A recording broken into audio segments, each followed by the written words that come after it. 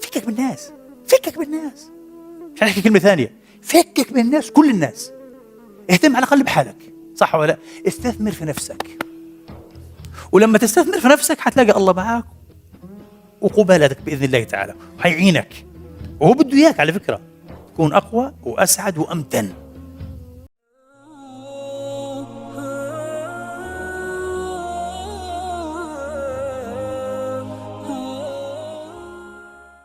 يقول محمد بن كعب القرظي، هذا من نسل اليهود، هذا من نسل اليهود قريظة، وأسلم وحسن الإسلام، وفي ظاهر الأمر كان من أحد برضو المتألهين، يعني المتعبدين الكبار. كان يقول: من بلغه القرآن، يعني إيش بلغه؟ يعني قرأته، تلي عليك، سمعته، يعني مش منه شفت المصحف فيك، لا لا، من بلغه القرآن فقد كلمه الله تعالى. الله، شيء بخوف، والله العظيم شيء بخوف. شو الكلمة؟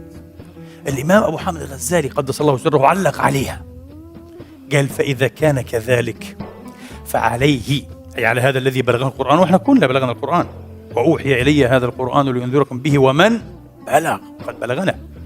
قال: فإذا كان كذلك فعلى كل من بلغه القرآن ألا يقرأه كعمل، صنع شغل.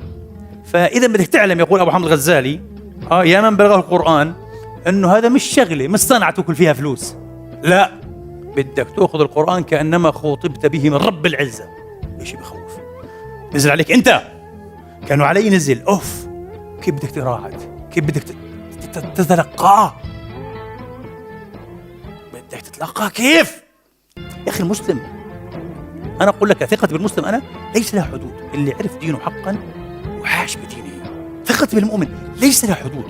أنا هيك أفهم ديني على فكرة، وبحب أفهم وأعيشه والله بطريقة تفهمني أن المؤمن قوة لا تقهر. إيش رأيك؟ تماما مثل فيلسوفنا وشاعرنا العظيم محمد إقبال، اللي كان يقول إيه؟ كان يقول: حارت الأكوان في مين؟ في المؤمن. المؤمن الأكوان كلها بتحير فيه. مذهل المؤمن بقوته، باستقامته، بإيجابيته، بقدرته على تجاوز أشياء كثيرة جدا. طب إيش السر؟ الإيمان، التعويل على الله. الله معي، إن معي ربي سيهدين. الله معي. واحد يقول: مين قال لك؟ القرآن قال لي إن الله مع الذين اتقوا والذين هم محسنون. وبقدر أعرف نفسي، وبتقدر تعرف نفسك، هل أنت تقي أم فاجر؟ تعرف نفسك لما إيه؟ لاحت وسنحت لك الفرصة والنهزة أنك ترتكب الفاحشة مع الفتاة الجميلة 1000 واحد بتمناها، قلت لها: لا، اذهبي إني أخاف الله، وانجنت هي. 1000 واحد بنزل عند رجليها لأنها فتاة مش طبيعية في الجمال، وهي ابتليت بك، وانت الله بالك بيها، بس انت ايه؟ نجحت. قلت لها: ابعدي. لا، قلبي يشتهي وتمنى، ولكن إني أخاف الله. تعرف حالك تقي مش فاجر لما عرض عليك مئات الألوف والملايين مرات عشان تخون ضميرك أو قلمك أو لسانك أو موقفك، تخون شعبك أو وطنك أو دينك. قلت لهم: لا، ولو أعطتوني ملك الدنيا. بتعرف حالك تقي، اللي بيعمل هيك تقي وراجل ووازن وابن أصل وابن تقوى وإيمان. تعرف حالك، صح؟ تعرف حالك لما واحد ما خلاش عليك تكلم في عرضك بالباطل وفي دينك وفي ذمتك وفي أمانتك، ما خلاش عليك فاجر لأنه فاسق، وإنت لما جاءت الفرصة إنك تذبح قلت لهم: لا، اتقوا الله، ما عندناش دليل، ولو عندنا دليل مأمورون بالستر، استروا، من ستر ستر. في عدوك اللي ما وفرك في عدوه، هيك ديني علمني. هذا المؤمن. ممكن تلاقي عجوز، أمك، أمي، جدتك، أباك الكبير، أمي غير متعلم، تتعلم منه الدين. إيش رأيك؟ لأنه هو فاهم، عارف إيه؟ جوهر الدين إنك تكون مع الله تبارك وتعالى. على فكرة الآيات هذه كلها أتحدى تجيب لي آية إن الله مثلا مع الذين يقيمون الصلاة ويؤتون الزكاة، ما في شيء. إن الله مع الذين يصومون كثيرا ويحجون كثيرا ويقومون الليل، ما في شيء هيك. شوف كل آيات المعية آيات إيه؟ مع إيش؟ مع أصحاب أوصاف. إن الله مع الذين اتقوا والذين هم محسنون. والله مش صحيح؟ معناها إذا صلاتك وصومك وحجك وعمرتك وقيامك الليل ما خلتكيش محسنا أو تقيا أو كذا، ما فيش منها فايدة ومش حتقربك من الله. شفت كيف أنت؟ فالأعمال مش مرادة لذاتها، مرادة هي بس مش لذاتها. مرادة لماذا؟ لكي يتحقق عاملها فاعلها بأوصاف مين؟ المتقين والمحسنين. الصلاة والصوم والزكاة والحج والقرآن وقيام الليل والذكر عشان تخليك من أهل التقوى ومن أهل الإحسان، أعلى مقام التقوى، ومن أهل الشكر. والله صحيح. وحينئذ إذا صرت من هؤلاء فالله معك ولن يترك ولن يخذلك. وخلي الدنيا، انتبه، بجهة الاستخبارات وهذا وهذاك، واحد على تويتر واحد على الفيسبوك، خلي الدنيا كلها تكيدك وتقف ضدك. لا تنصرن عليهم بقوتك. غلبان انت، غلبان ضعيف، ولكن بايش؟ بالجهاز بتشغله ما عندكش حدا، بس عندك احسن من كل حدا. عندك مين؟ رب العالمين. وانت عارف على فكرة. بتعرف احنا زي ما قال الحسن البصري، كذبوا لو احسنوا الظن لاحسنوا العمل. بتعرف متى يحسن ظنك بالله؟ ومتى بتعول على الله؟ ومتى ممكن تراهن تدخل النار هيك وتقول لا براهن حدخل النار وحطلع سالما؟ متى؟ لما بتكون علاقتك مع الله ممتازة وانت عارفها ممتازة، وبتكون تبرهنت مرة ومرتين وثلاثة وعشرة وعشرين.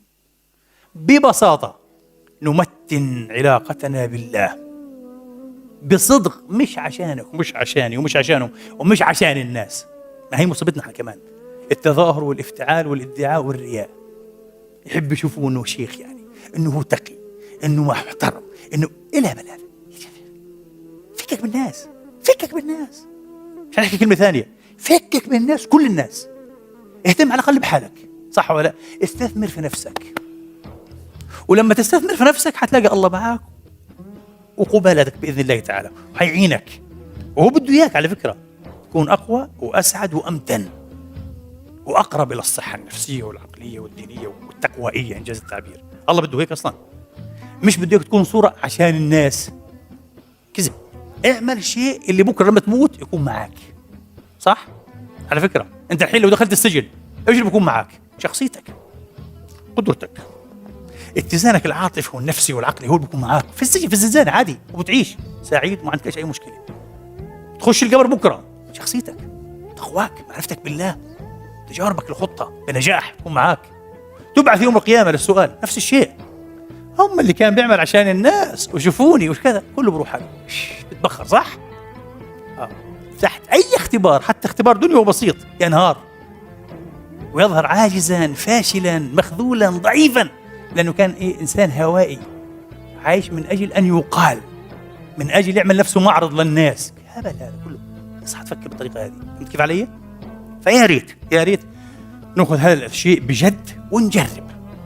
يا ريت نجرب نعيش بالله فعلا ومع الله ولله، ونمتن علاقتنا بالله حقا. والله ما حتخسروا، وتقولها قبل هيك، والله العظيم ما حتخسروا.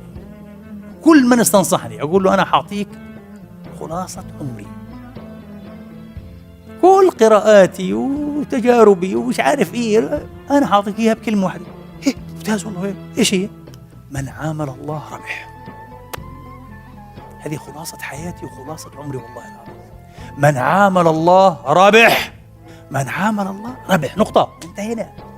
خلي معاملتك مع الله، وزي ما قلت لك، عمل لك، سوى لك، أحسن لك، أساء لك، كذا، انت خلي معاملتك بما يرضي الله. هو تصرف بهواه، صح؟ هو تصرف بدوافعي الخاصة، هو حر. أنا حتصرف مش برغباتي، مش بهواي، مش بدوافعي، مش بالانتقاء، حتصرف بما يرضي مولاي. يا سلام، جميل. هذا الدين على فكرة. الدين ما جاء عشان زي ما قلت لك، الدين جاء لكي يخرجنا من داعية الهوى إلى ماذا؟ إلى اتباع أنوار الشرع المطهر الشريف. الدين لا يعرف لا باللحى ولا بحفظ القرآن ولا بكثرة الألقاب والأستاذ الدكتور وألف 20 كتاب. مش هذا الدين. ولا بمجلس زي هذا أحكي في الدين. مش هذا الدين. الدين يعرف بماذا؟ بالسلوك وبالاختبارات. كيف تسلك، كيف تتصرف، ولما تختبر، لما الله يبعث لك امتحان بنشوفك كيف تطلع فيه، صح ولا لا؟ أقول قولي هذا، استغفر الله لي.